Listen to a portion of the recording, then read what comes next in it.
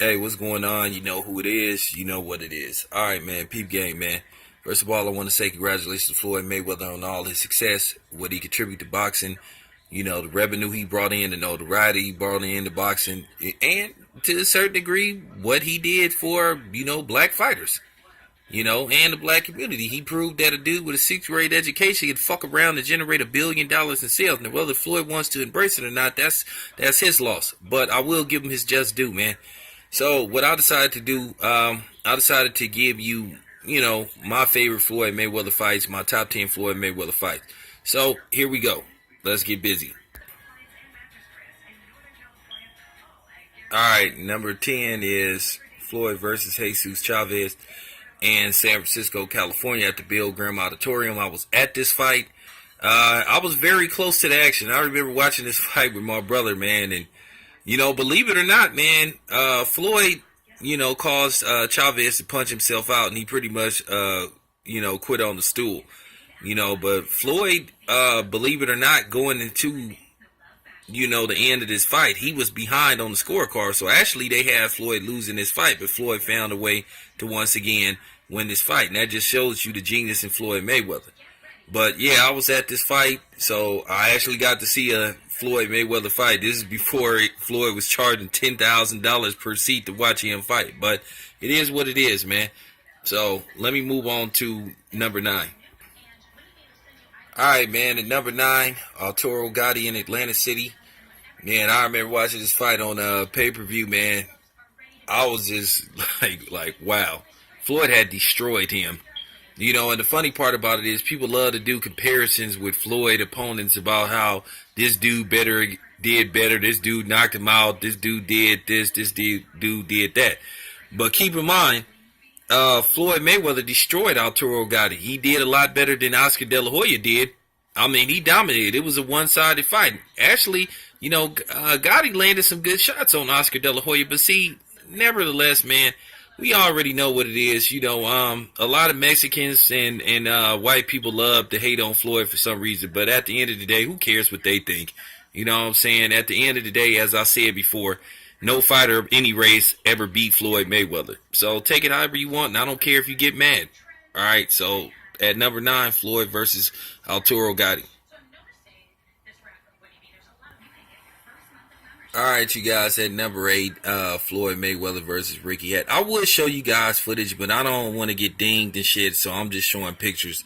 All right, Floyd versus Ricky Hatton. This is one of my favorite fights because a lot of people tried to make it look like Ricky Hatton did better than what he really did. A lot of holding and grabbing on Ricky Hatton's part, and people always try to say, oh, Floyd grabs everybody. But you look at this fight, Ricky Hatton was tussling and grabbing Floyd more than Floyd was grabbing him. Ricky Hatton tried to make it a rough and tugged fight. And once again, it shows the many dimensions of Floyd Mayweather. People tried to make it look like Floyd was just a finesse standing in the middle of the ring, but Floyd can fight physical. Floyd can fight any type of style. And people don't give him credit for that. And this was another fight that was based off race. Not as to the extent of Conor McGregor, but a lot of people thought Ricky Hatton had a chance because he was white and he called out Floyd Mayweather. Keep in mind, Floyd Mayweather said make the damn fight. And Floyd Mayweather, toyed with Ricky Hatton for like the first 4 rounds. Ricky Hatton took an early lead, don't know why, but, Floyd, once again, made adjustments, started breaking Ricky Hatton down with shots to the body, perfect jab, straight right hands, and he eventually landed that, classic check hook where Ricky Hatton's head hit the ring post, and that was pretty much it. So this is one of my favorite performances by Floyd Mayweather. All right, let's continue. All right. At number 7, Floyd Mayweather versus Jab Judah. Now, this is a very interesting fight. People still talk about this fight. This fight had a little bit of a controversy. Zab Judah, hit Floyd with a punch, and Floyd's knee touched and his glove touched the ground. Now, it should have been counted as a knockdown, but, they missed it. But this was a very interesting fight. For the first, four rounds of the fight, Zab Judah was winning this fight. He was damn near what you would call dominate. He was hitting Floyd flush. He clocked Floyd quite a few times in this fight, but Floyd does what he does best, make adjustments, start picking his opponent apart, starts breaking him down. And Floyd was on the verge of stopping Zab Zuda, and you all know what happened with Roger getting in the ring. And, they almost made this fight a no contest. A lot of people don't remember. But Floyd ended up winning this fight. This was one of Floyd's best performances. Keep in mind, Zab Zuda was coming off a loss. This is the only time Floyd Mayweather fought a dude coming off a loss, unlike Manny Pacquiao, who had a history of doing this shit. So this was one of Floyd's best performances. He showed what he was really made of, And keep in mind, like I said, he struggled against Zab Zuda in this fight a little bit. He truly struggled. But, Floyd found a way to win, as he does in every fight. So let's move on. Alright, you guys. At number 6, Sugar Shane Mosley. I watched this fight at least once a month. This was a great fight. This really showed Floyd's heart and what Floyd was made of. Everybody knows the infamous second round where Floyd got nailed back to back by Shane Mosley. Floyd was very close to being floored, but Floyd, as Floyd does in so many fights, he refused to go down. A lot of people thought that he was going to back up for Sugar Shane Mosley, and this is another fight that established and proved that Floyd had a chin, because that punch would have knocked most people out. And I mean, he hit Floyd flush back to back, but Floyd made adjustments and he went towards Shane Mosley, started walking him down, beating the hell out of Shane Mosley. A lot of people believed, and shout out to the great Emmanuel Stewart, rest in peace. As I was saying, I got a little bit mad at Floyd Mayweather because Floyd Mayweather could have stopped Sugar Shane Mosley if he wanted to, but Floyd and Shane are friends. They get along outside of the ring, and Floyd, I guess he didn't want to pull the trigger, but Floyd could have stopped Shane Mosley. I try to tell these buffoons Floyd could have more knockouts if he wanted to. He truly could have stopped Shane Mosley, but he didn't. Because, Shane Mosley was ready to go, and Floyd just was like, I'm going to just carry the dude, just, tag him here and there. But if Floyd would have really got on Sugar Shane Mosley, he could have stopped him. Number 5, Floyd Mayweather versus Miguel Cotto, man. Once again, Floyd put on the show. You get a lot of these clowns that sit up here and say, oh, Floyd runs and all this shit, which is complete bullshit. We already know that's a myth. That's just something a lot of, you know what type of people made that bullshit up. You heard that from a lot of Mexicans and white people saying that Floyd is a runner. Well, watch this fight. Okay, Floyd did everything. He fought. He didn't box, he fought. Look at the uppercuts. Floyd threw a lot of combos in this fight too. Uppercuts. Hooks, straight rights. He put it on Miguel Cotto. He made it competitive, which, by the way, I had Floyd clearly winning this fight 8 rounds to 4. But, Floyd let Miguel Cotto have his moments. Floyd did get his nose busted by Cotto. But if you watch this fight closely, Floyd dominated this fight. Like I said, everything was there. Floyd fought off the ropes. He fought in the middle of the ring. He did everything. He fought. He proved that he wasn't just a boxer, that he was truly a fighter. Let's move on. Alright, number 4, Floyd versus Canelo. Y'all remember this fight. Keep in mind, people kept saying, oh, Floyd would never fight Canelo. He's scared of Canelo. And Floyd went in there, and like I said, he beat the Conte out of Canelo. And people thought this fight was, people actually thought Floyd was going to get knocked out. He beat the living shit out of Canelo. Dominated. Walked him down. Pounded on him. It was pretty much a one-sided fight. That lady was on drugs that had this fight a draw. It wasn't even close. Floyd dominated this fight. Nobody believed that this fight was even close. It was a one-sided fight. But, of course, Floyd was scared until the contract got signed. Then when Floyd beat the living shit out of Canelo, well, Canelo was too green. Canelo was too green. Nah, excuses. Y'all wanted him to take this fight. Floyd took the fight. As usual, the wrong guy won. The black guy won. But another fight that was clearly based off race, and then it was a lot of shit that went on after this fight was over, but I'm not going to go into that. I don't even want to bring that up. I'm going to be cool. I'll save that for another video. But this was one of Floyd's best fights. Once again, Floyd, he did it all.